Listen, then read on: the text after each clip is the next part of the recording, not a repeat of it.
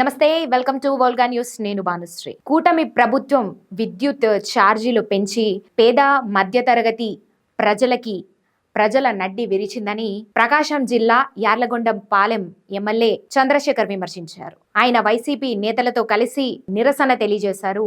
ఒకసారి ఆయన ఏం మాట్లాడుతున్నారు ఏంటో చూసే ప్రయత్నం చేద్దాం.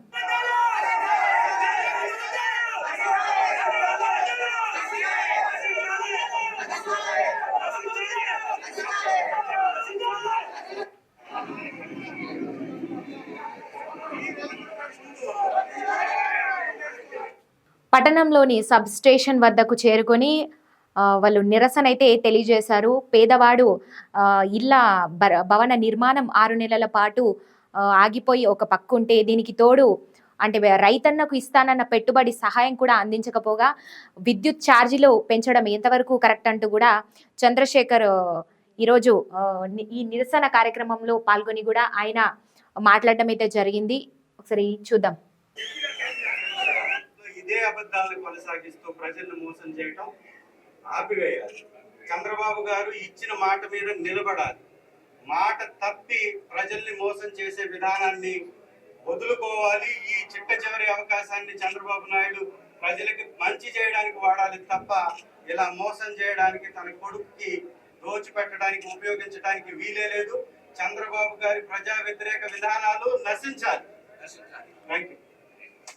ఒకవైపు అయితే జనవరి నుంచి మళ్ళీ 9,000 కోట్ల పైచిలకు ఒక్కొక్క యూనిట్ కి ₹8 చొప్పున వడ్డించబోతున్నాయి.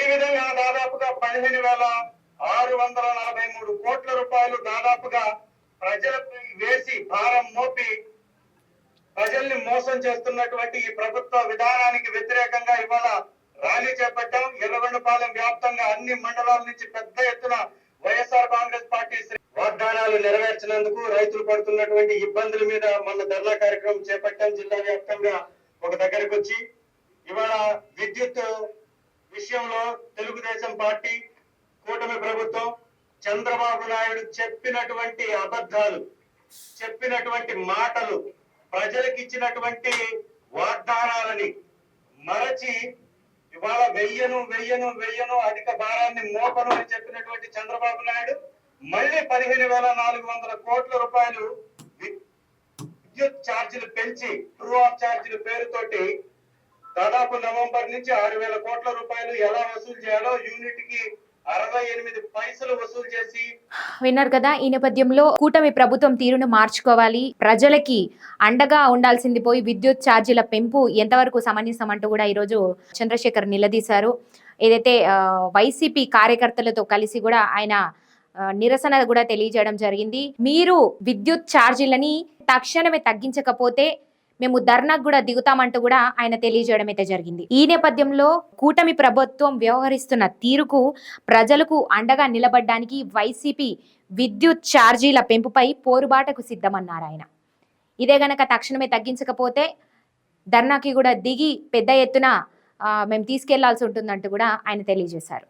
మనం ఇంతకుముందు చూసుకుంటే గనక ఏదైతే చంద్రబాబు గారు అధికారంలో ఉన్నప్పుడు ఆయన బాధుడు అంటూ కూడా వైసీపీ పట్ల ఆయన నిరసన తెలియజేయడం జరిగింది. దీని పట్ల ఆయన పోరాడడం జరిగింది. ఇప్పుడు వైసీపీ నేతలు రాష్ట్ర వ్యాప్తంగా కూడా ఆందోళనలు చేపడుతున్నారు. అదేవిధంగా రాష్ట్ర వ్యాప్తంగా కూడా వైసీపీ నేతలంతా కూడా ఈరోజు ధర్నాలకే కావచ్చు, నిరసనలకు దిగారు. ఏదైతే పేద ప్రజల పైన కూటమి ప్రభుత్వం విపరీతమైనటువంటి విద్యుత్ ఛార్జీల భారాన్ని మోపుతోందంటూ కూడా ఈరోజు వైసీపీ నేతలు ఆందోళన వ్యక్తం చేస్తున్నటువంటి పరిస్థితి ఏర్పడింది. ఏదైతే పవన్ కళ్యాణ్, చంద్రబాబు కలిసి కూడా దాదాపు పేద ప్రజల పైన 15,000 కోట్ల రూపాయల వాళ్ళ మీద భారం అయితే వేస్తున్నారంటూ కూడా ఈరోజు రాష్ట్ర వ్యాప్తంగా కూడా ఆందోళనలు చేపడుతున్నటువంటి పరిస్థితి ఉందని చెప్పొచ్చు. ఏదైతే వైసీపీ నేతలు మరి ఇది ఎంతవరకు తీసుకెళ్తారు ఏంటి అన్నది కూడా చూడాల్సినటువంటి అవసరం ఉంది. ఇంతకు ముందు చూసుకుంటే గనక వైసీపీ ప్రభుత్వంలో ఏదైతే పేద ప్రజలకి విద్యుత్ బిల్లులు ఏదైతే ఉందో 200, 300 వచ్చేటువంటిది ఇప్పుడు దాదాపు 1,200, 1,300 రేట్లు అయితే పెంచడం జరిగింది. అంతగానో భారం అయితే పడుతోంది పేద ప్రజలపై.